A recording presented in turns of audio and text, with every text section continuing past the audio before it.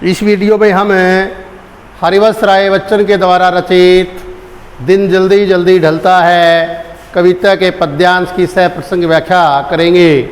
यह एक प्रेम गीत है, हरिवंश राय बच्चन के द्वारा लिखा गया। इस संसार में जो है सब कुछ जो चंचलता है वो सब प्रेम के कारण है। कवि प्रथम पद में बता रहा है कि हो जाए न पथ में रात कहीं, मंजिल भी तो दूर नहीं, यह सोच थका दिन का पंथी भी जल्दी जल्दी चलता है, दिन जल्दी जल्दी ढलता है। इसमें कवि ने स्पष्ट किया है कि समय परिवर्तनशील है, वह किसी का इंतजार नहीं करता, इसलिए हमें अपने लक्ष्य को प्राप्त कर लेना चाहिए। कवि कह रहा है कि हो जाए न पथ मैंने रास्ते में रात कहीं। कवि कह रहा है कि रास्ते में चलते चलते अपनी मंजिल को प्राप्त करने के लिए जब यात्री चलता है तो कह रहा है कि रास्ते में कहीं रात न हो जाए। मंजिल का मतलब जो मंजिल है, जो उसका लक्ष्य है, वो भी दूर नहीं है, वो भी बिल्कुल पास है, निकट है।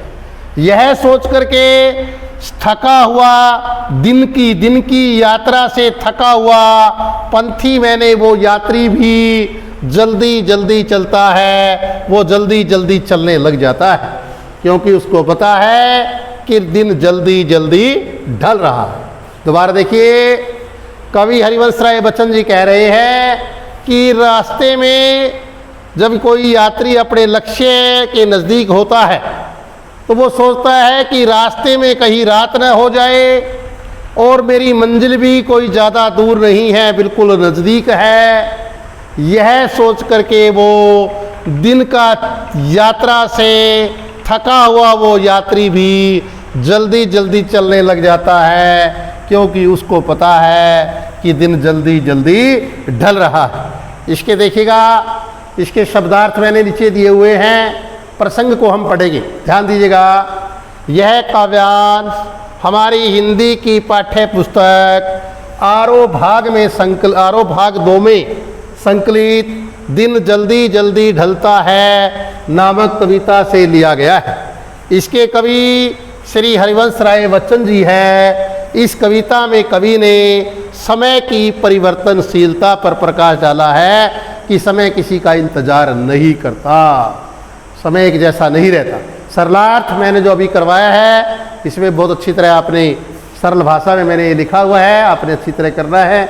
अब इसका काव्य सौंदर्य हम निकालेंगे जो कि पेपर में आपके आएगा। सर्वप्रथम हमने इसका भाव लेना है कि इसमें कवि ने स्पष्ट किया है कि समय किसी का इंतजार नहीं करता, इसलिए हमें अपने लक्ष्य को जल्दी से प्राप्त कर लेना चाहिए।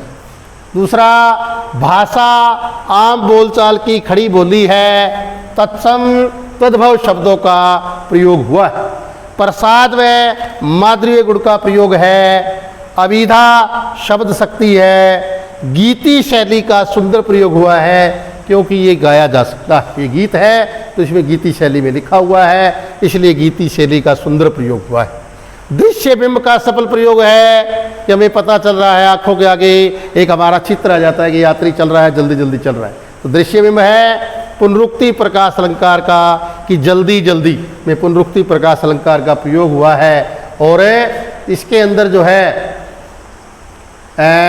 इसमें जो है शांत रस है, तो ये आपको अच्छी तरह समझ में आ गया होगा। तो हम